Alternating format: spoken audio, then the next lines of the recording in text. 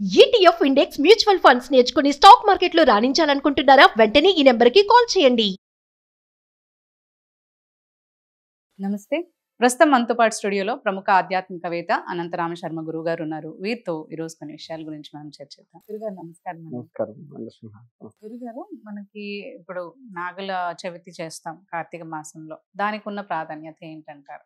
నాగుల చవితి అచ్చంగా సర్పారాధన చేసేటువంటి సర్పారాధన ఎందుకు చేస్తాము అంటే మన జాతకంలో కాలసర్పదోషము అంటే సవ్య కాలసర్పదోషము, అపసవ్య కాలసర్పదోషము, ఇలా రకరకాలు ఉన్నాయి కాలసర్పదోషాల్లో. అలా కాలసర్పదోషంతో ఎవరైతే కూడుకొని ఉంటారో వారికి ఆ ఉపశమనం కోసంగా కాలసర్పదోషం ఉన్నటువంటి వారికి ఏమవుతుంది అంటే వివాహాలు తొందరగా కాకపోవడము, తొందరగా వైధవ్యం రావడము, లేదు మనకి సంతానము అందకపోవడము, లేదు ఉద్యోగాలు రాకపోవడము, ఇలా ప్రతిదీ కూడా కాలసర్పదోషంలో మనకు తగులుతూ ఉంటాయి జాతక. కాబట్టి అటువంటి బాధ లేకుండా ఉండడం కోసంగా ఇవి చేస్తాం. అంతేకాకుండా కాలసర్పదోషాలు పూర్వం నుంచి మన తాతల నుంచి కూడా వస్తూ ఉంటాయి.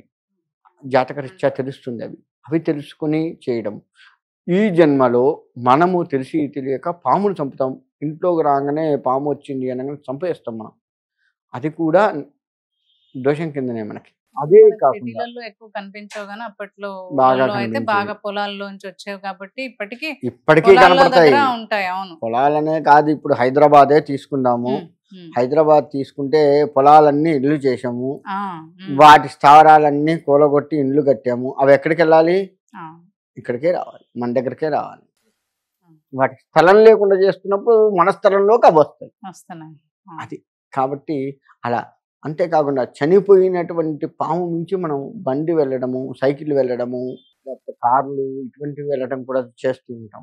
మనకు తప్పదు. దాన్ని ఆ చనిపోయిన పాము కళేబరం ఉంటే దాని నుంచి వెళ్ళాల్సి వస్తుంది. అది కూడా పాపమే, సర్పదోషం కింద పడిపోతుంది మనకి. అటువంటి దోషాలన్నిటికీ నివృత్తి చేసుకునే మార్గం ఇది. కొంతవరకు నివృత్తి చేసుకునే మార్గం ఈ పుట్టలో పాలు పోయటం. ఈ చేసేటువంటి వారు పుట్టలో పాలు పొయ్యాలి అనుకున్న వారు నాగుల చవితి రోజు ప్రాతకాలాన్నే లేవడము, తలమించి స్నానం చేసి శుచి అయిన వస్త్రములు కట్టుకొని, ఎర్ర వస్త్రములు కట్టకూడదు, శుచి అయిన వస్త్రములు కట్టుకొని వేడి పదార్థాలు ఏవీ స్వీకరించకూడదు. ఎట్టి పరిస్థితుల్లో వేడి పదార్థాలు స్వీకరించకూడదు. పాలు, టీ, కాఫీ, వేడివేడివి, టిఫిన్ ఏది కూడా తీసుకోకూడదు. ఆవు పాలతో ఏది ఆహారమే లోపలికి వెళ్లకుండా స్నానము చేయగానే దీంట్లో దీపారాధన చేసుకొని భగవంతుడికి సంబంధించింది చదువుకున్న తర్వాత, అంటే నీ ఇంట్లో పూజ అయిన తర్వాత ఆవు పాలు తీసుకువెళ్ళి ఆ యొక్క పాము పుట్టలో పోసి నమస్కరించాలి. దానికి ప్రదక్షిణ నమస్కారాలు చేయాలి. పుట్టలో పసుపు కుంకుమ వేయద్దు. పుట్ట ముందు పసుపు కుంకుమలు లాంటివి వేసి హారతి ఇచ్చుకోవటాలు, అగరబత్తీలు చూపించటాలు అన్నీ చేయొచ్చు, కానీ అవేవి పుట్టలో వేయద్దు. వేయకుండా పుట్ట ముందు చేసి ఆ పుట్ట మట్టి ఏదైతే ఉందో కొంచెం నుదుటిన రాసుకోవాలి. మనం విభూతి రాసుకుంటే కొద్దిగా రాసుకోవాలి. అలా చేసి ఉన్నట్లయితే ఆ రోజు మొత్తం ఉపవాసం ఉండి ఇంకా రాత్రికి ఎప్పుడో భోజనం చేయాలి, నక్షత్ర దర్శనం అయిన తర్వాత. అలా ఎవరైతే అప్పుడు కూడా వేడివేడిగా తినద్దు. చలికాలం కదా, వేడివేడిగా వండుకొని తిన్నాం, పెద్ద నుంచి తినలేదు, వేడివేడిగా హాయి కడుపు నిండా తిందాం లేదు, మళ్ళీ చల్లారింది మాత్రమే భుజించాలి. అంటే ఈ పద్ధతి అనేది పుట్లో పాలు పోయాలి అని అనుకునే వాళ్ళకా, లేదు అంటే ఆ రోజున ప్రతి ఒక్కరు ఇలా చేస్తే మంచిది. పుట్టలో పాలు పోయాలి అనుకున్న వాళ్ళు ఖచ్చితంగా చేయాలి. ఖచ్చితంగా ఆడవారు, మగవారు, పిల్లలు, వృద్ధులు ఎవరన్నా కావచ్చు, వారు ఖచ్చితంగా చేయాలి. తప్పదు. అలా చేసినట్లయితే సర్పదోషానికి సంబంధించి ఏవైతే బాధలు కలుగుతున్నాయో అవి కొంత నశించిపోయి సుఖంగా ఉండటానికి ఆ యొక్క వ్యతిరేకత ఏదైతే ఉందో, సర్పం ఇచ్చే వ్యతిరేక ఫలితం ఏదైతే ఉందో దాన్ని అనుగ్రహ ఫలితంగా ఆ స్వామివారు మారుస్తారు. సుబ్రహ్మణ్యేశ్వర స్వామి వారు మారుస్తారు. వీలుంటే సుబ్రహ్మణ్యేశ్వర స్వామి దర్శనం కూడా ఇంకా మంచిది. ఇలా కనుక చేస్తే తప్పకుండా మంచి ఫలితం వస్తుంది. ఇది మనం మర్చిపోతున్నాము ఎంతసేపు. ఇటువంటివన్నీ కూడా ఏంది అంటే మూఢనమ్మకాలు. పుట్టలో పాలు పోయటం ఏంది ఇది అనుకుంటాం, కానీ మూఢనమ్మకాలుగా మనం తీసివేస్తాం. కానీ ఇది ఎంతో అసలు ఎంతో నాగరికత అనే చెప్పుకోవాలి. ఎందుకంటే రాబోయేటువంటి కష్టాన్ని తీసివేస్తుంది కదా. నాగరికత అనేది కొంత సుఖాన్ని ఇస్తుంది. కష్టం పోతే మనకు వచ్చేది సుఖమే కదా. మరి ఇది నాగరికత అనే చెప్పుకోవచ్చు కదా. అనాదిగా వస్తున్నటువంటి నాగరికతగా చెప్పుకోవచ్చు. కాబట్టి ఇది అనాది మూఢత్వం కాదు, అనాదిగా వస్తున్న మన ప్రతి ఆచారము కూడా మనకి ఏదో ఒక పరమార్థాన్ని తూయించి ముక్తి మార్గానికి దారి తీసేటట్లుగా చేసేది పండుగలు ఇవన్నీ కూడాను.